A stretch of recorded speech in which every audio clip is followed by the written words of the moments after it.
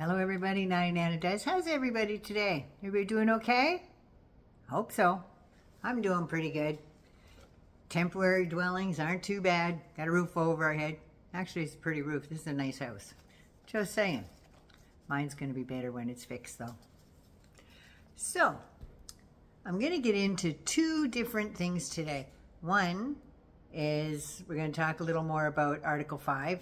And I done a video on this a while back, but in case people have forgot it, I'll explain that. And I'm also going to get into a thing called ERIC, E-R-I-C, which is Electronic Registration Information Center, and what's going on with that right now. So, if you are new to my channel, give us a little subscribe. Like me, love me, share it. If you love your family and friends, share this with them. If you don't like your family and friends, really share it with them. Just say it. Don't forget to check your registration because apparently, like I said, Texas has purged over 1 million people from voter rolls. North Carolina's doing the same thing right now, as well as Georgia. Kemp's being a real arsehole. Just saying. So anyway, let's get into what we're going to talk about. This is an article from the Common Cause. And it's about Article 5 convention. It's a secret, what it is a secret plot funded by millions of dollars in right-wing dark money from guys like Koch and the Mercers, that type of thing. And their goal is to give mega donors and corporations a free hand to radically reshape the Constitution against the will of the people. Plain and simple. They are, right now, in many states, writing far-right policies into your Constitution, in your state, and cutting out things like free speech, the right to protest, and your right to privacy. So they're trying. Well, Florida's another one that's trying that because Satan has his little secret police force there. I think they've just graduated another class, if I'm not mistaken. If I am, I'm sorry. So anyway, so they're trying to get rid of all these things in the state legislature because they are more top-heavy in the Republican side than they are Democrat side. But things in Florida are starting to tighten up a little bit. A little bit. I don't think not enough to turn it not even purple yet, but tides are shifting, let's just say that. So anyway, state lawmakers introduced 150 bills this year alone as part of their shady Article 5 movement. They're willing to take away your rights and establish a minority rule. So just by having these little states and stuff, they can put a monkey wrench into federal politics. My opinion. North Carolina is giving a huge push to stop Article 5 through Common Cause. They're the ones that are fighting it. Common Cause has stopped Article 5 in Montana by a single vote. One vote. They have rolled back Article 5 calls in New Jersey, Illinois, Colorado, New Hampshire, Delaware, New Mexico, Maryland, and Nevada. There was only 6 states standing in the way of, in my opinion, constitutional chaos. The other Republican governments and state lawmakers are trying to get rid of ERIC, like I said, the Electronic Registration Information Center. Now, this is an awesome organization. It's a nonprofit whose only goal is to improve election integrity. And it was used in the 2020 election, and that's why there was very few people that voted fraudulently. Very few. Out of the millions and millions and millions of voters, I'm talking a handful, like I can count on one hand the number of fraudulent votes. But anyway, ERIC helps states improve accuracy of voting rolls, increase voter registration, reduce election costs, and increase efficiency. It's operated and financed by state election agencies and chief election officials.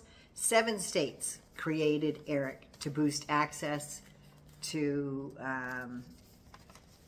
voter registration for all Americans. ERIC has a logistical and financial support from Pew Charitable Trust, and it was started in 2012. It grew from the original 7 states to 30, plus the District of Columbia. Now, Pew Trust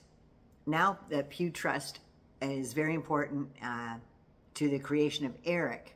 It has no other involvement other than he created it and he left it to the states to run it.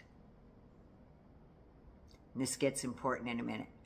This is because it's crucial, because some states are pulling out of ERIC because there's a conspiracy theory going around that George Soros owns Pew Charitable Trusts. Nope, not true. Pew is a nonprofit, independent, and the sole beneficiary of 7 individual charities from 1948 to 1972, when Pew first started. And it's run by the founder, Joseph Newton Pew, Sun Oil founder. His 2 sons and his 2 daughters run these 7 big charities under Pew Charitable Charities. Now, ERIC, this is what ERIC does. It identifies voters who have appeared to have moved within the state using voter registration or motor vehicle department data. So it identifies voters who have moved from one ERIC state to another ERIC state using cross-state movers reporting with voter registration and MVD. Duplicate reporting, it identifies voters with duplicate registrations in the same state using voter registration data. So, it also has a deceased report that identifies voters who have died using Social Security death data, i.e. limited access death master file, as well as voter registration.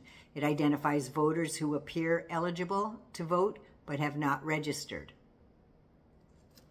National change of address identifies voters who have moved using ERIC licenses from the U.S. Postal Services, and you can check out the ERIC organization online. Now, this is going to surprise you. John Merrill is Alabama's Republican Secretary of State, and this is what he said about pulling out of ERIC. He said that what's said about it being a George Soros plan, he said, what they're saying is not true. It's one thing to have your own opinion. It's not okay to have your own facts. And the facts are George Soros has nothing to do with ERIC. But that's why these Republican states are pulling out. ERIC is one of the best tools states have for detecting voter fraud across state lines. So, you know, like Mark Meadows, I think that's how he got caught up in this, because he was registered in 2 places to vote. And actually, I think he tried to. He had a little trailer, registered that as his main residence to get a ballot, and his other main residence. I think he did that both in 2020 and 2022. So in January, Gateway Pundits, do you know who they are? Gateway Pundits is a far right-wing fake news website. It's something like The Onion, but these guys are more crazy. They put a lot of crazy shit out there. It's known for publishing false information, all kinds of hoaxes, conspiracy theories. At least when The Onion does it, they make it sound like it's a plausible story. These guys just batshit crazy stuff they're putting out there. And the likes of Marjorie Taylor Greene and J.D. Vance and Trump and all them think it's news, so we're going to have to report on it. Laura Loomer, she's another conspiracy theorist. And they also, Gateway was also the one responsible for saying that Pew Research and ERIC is backed by SOROS, suggesting that the program could allow voter data to be released. Not true. Not true. It's a detecting device, that's all it is. Because a lot of folks aren't really sure how elections are handled and what actually goes on. And the MAGAs are saying the election was a fraud and voting machines were the culprit. They want 1 day of voting, that's it. They want paper ballots and all that stuff. But the lawmakers in those Republican states actually believe this shit, that it's SOROS funded, so it's no good. But it's not SOROS funded. So now Eric is at risk because most of the red states say they don't trust the SOROS voting assistant machines, and they need to come up with their own solution. Well, you know what that's going to be. They're only going to pick the people they want to put in that voter registration, right? They're purging rolls, so anybody that goes, they don't get into will get into their machines, right? So across the country, it's going to be millions of votes lost. So according to MAGA's own Mecca Heritage Foundation, like, oh, heritage, right? Because Project 2025 and whatnot. But out of all the votes cast in the presidential election in 2020 and the state elections in 2022, this is their stats. Out of the millions and millions of votes cast, 1,546 cases of voter fraud were detected around the country. Would not have changed the needle one iota for Joe Biden. Well, except in Arizona where he got, I think it was 108 more votes because the ninja, whatever the hell they're called, found more votes for Joe Biden. 1,313 criminal convictions were had, 58 civil penalties, 125 diversion programs, 27 judicial findings, and 23 official findings.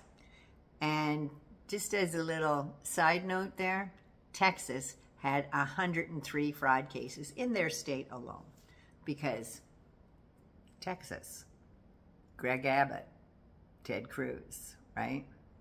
So yeah, there's those folks. Oh, Chip Roy, who could forget him, right? So anyway, that's what's going on. Make sure you're registered. Vote, vote, vote. Vote blue all the way through, no matter who. Don't like them?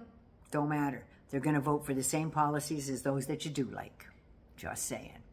So anyway, 99 loves you. Be good, be safe, and please take care of you first so you can take care of somebody else. I love you so much. Mwah.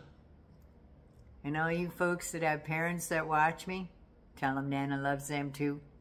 Keeping a good thought. I love you. Be good to you first. Take care. Later.